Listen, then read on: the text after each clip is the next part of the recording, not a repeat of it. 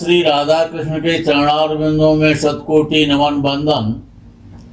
मित्रों को, जिज्ञासुओं को, धर्म प्रेमियों को, ज्योतिष विज्ञान प्रेमियों को हर हर महादेव, बम बम भोले, नमः शिवाय। मित्रों, जहां पर ऋषि पाराशर जी ने राजयोगों का वर्णन किया है, वहां पर वो कहते हैं कि ग्रहों का परस्पर संबंध बड़ा महत्वपूर्ण है। पंचम भाव और पंचम भाव का स्वामी, दशम भाव का स्वामी और सप्तम भाव का स्वामी, ये राजयोग बनाते हैं।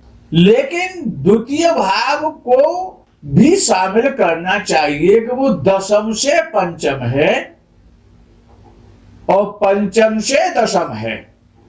लग्न कुंडली से द्वितीय भाव, लग्न कुंडली के दशम भाव से पंचम भाव है और लग्न कुंडली के पंचम भाव से और लग्न कुंडली का द्वितीय भाव पंचम से दशम भाव है, इसलिए अति महत्वपूर्ण है। जब इनका संबंध जब आपस में हो जाता है तब व्यक्ति राज्य पद प्राप्त करता है। पंचमेश का संबंध दशमेश के साथ, भाई दशम भाव का स्वामी पंचम भाव में बैठ जाए, पंचम भाव का स्वामी दशम भाव में बैठ जाए, बड़ा श्रेष्ठ और उच्च कोटि का राजयोग है। पंचम भाव का स्वामी लगन से द्वितीय भाव में बैठ जाए और द्वितीय भाव का स्वामी पंचम भाव में बैठ जाए, ये भी एक उच्च कोटि का राजयोग है। द्वितीय भाव का स्वामी दशम भाव में बैठ जाए, दशम भाव का द्वितीय भाव में बैठ जाए, ये भी एक अच्छा राजयोग है। लग्न कुंडली के सप्तम भाव का स्वामी दशम भाव में बैठ जाए, दशम भाव का स्वामी सप्तम भाव में बैठे, ये योग राजयोग है। अब आप विचार करेंगे कि हम नवम भाव की चर्चा क्यों नहीं कर रहे? वो तो राजयोग है ही है। नवम भाव की चर्चा तो बहुत बार की जा चुकी है, लेकिन आज नवम के स्थान पर द्वितीय भाव को लिया गया है कि द्वितीय भाव भी अत्यंत महत्वपूर्ण है। यहां पर इस प्रकार का संबंध बन जाएगा जैसे सप्तम भाव का दशमेश के साथ बन जाए या पंचमेश के साथ बन जाए, या द्वितीय भाव का स्वामी पंचम भाव को देखे और पंचम भाव का स्वामी द्वितीयेश को देखे, ये एक अच्छा संबंध है। दृष्टि संबंध हो या राशि परिवर्तन हो, स्थान परिवर्तन जिसको कहा जाता है, तो व्यक्ति राज्यपद प्राप्त करता है, मंत्री पद प्राप्त करता है, उच्च पद प्राप्त करता है, समाज से सम्मान प्राप्त करता है, ख्याति प्राप्त करता है, धनवान होता है, यशस्वी होता है, राज लक्ष्मी की कृपा उस पर होती है, भूमि भवन वाहन इन सभी का सुख उसको प्राप्त होता है। अब एक विषय आता है कि जेमिनीय ज्योतिष के आधार पर एक आत्म कारक, एक पुत्र कारक। आत्म कारक जो पहले नंबर पे आता है और पुत्र कारक जो 5वें नंबर पे आता है, ये दो ग्रह का संबंध, यदि आत्म कारक ग्रह का संबंध लग्नेश या पंचमेश से हो जाए, ध्यान पूर्वक सुने, बड़ा श्रेष्ठ राजयोग है। आत्म कारक जो भी ग्रह है आपका, पाराशरी ज्योतिष के आधार पर तो आत्म कारक सूर्य कहा जाता है, वो स्थिर कारक है। लेकिन हम आपसे बता रहे हैं कि जेमिनीय ज्योतिष के आधार पर जो भी ग्रह आत्म कारक है, आत्म कारक ग्रह वही होता है जिसके अंश सबसे ज्यादा होते हैं, जिसकी डिग्री सबसे ज्यादा होती है, वो आत्म कारक कहलाता है। यदि आत्म कारक जो भी ग्रह बना है, सूर्य बना है, शनि बना है, राहु बना है, मंगल है, बृहस्पति है, कोई सा भी आत्म कारक हो जेमिनी सूत्रों के आधार पर, और उसका संबंध यदि लग्नेश के साथ हो जाए या पंचम भाव के स्वामी पंचमेश के साथ हो जाए, यदि आत्मकारक ग्रह पंचम भाव में पंचमेश के साथ बैठ जाए तो राजयोग बना देगा, या लगन में लग्नेश के साथ बैठे तब भी राजयोग बना देगा। दूसरा ग्रह जेमिनी के आधार पर और पुत्र कारक कहा गया है, पितृकारक भी कहते हैं उसको, पुत्र कारक भी कहते हैं। वो जो पुत्र कारक है जो 5वें नंबर पे आता है, वो ग्रह अत्यंत महत्वपूर्ण है। ये तो उसका संबंध लग्नेश से या पंचमेश के साथ हो जाए,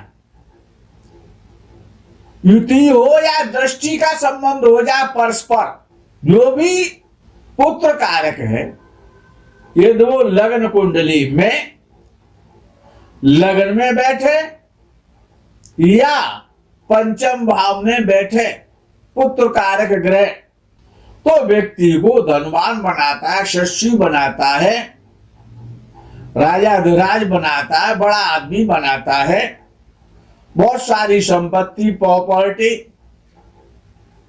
अनेक प्रकार की सुख, लग्जरी लाइफ वो प्रदान करता है, उच्च शिक्षा प्राप्त करता है व्यक्ति। पंचमेश के साथ यदि पुत्र कारक का संबंध हो जाता है तो व्यक्ति बहुत अच्छा उच्च कोटि का विद्वान शिक्षा प्राप्त होता है और शिक्षा के माध्यम से यशस्वी भी होता है, सम्मानित भी होता है, धनवान भी होता है। ये योग जिस कुंडली में भी आत्मकारक और पुत्र कारक के द्वारा लग्नेश और पंचमेश के साथ जब लग्न कुंडली में बनते हैं तो व्यक्ति आजीवन सम्मान प्राप्त करता है, सुखी रहता है, समस्त प्रकार के सुख उसको प्राप्त होते हैं। अब तीसरा सूत्र आगे का ऋषि पाराशर जी ने दिया है, आत्मकारक के विषय में बताया है, जो पहले नंबर का है, जिसके डिग्री सबसे ज्यादा वो आत्मकारक है जेमिनी सूत्रों के आधार पर। तो आत्मकारक ग्रह लगन से, चंद्रमा से या चंद्रेश से, चंद्रेश से क्या मतलब कि जिस भाव में चंद्र बैठा है उसकी राशि का जो स्वामी है वो चंद्रेश कहलाएगा। लगन से या चंद्रमा से आत्मकारक ग्रह केंद्र या त्रिकोण में बैठा हुआ है तो वो ग्रह लोकप्रिय बनाता है, धनी बनाता है, समृद्धशाली बनाता है, संपत्तिशाली बनाता है, अनेक प्रकार के भवन, भूमि, वाहन और धन संपत्तिवान बनाता है। यदि लग्नेश बली हो और लगन को दृष्ट करता हो, यह भी एक विशेष राजयोग है।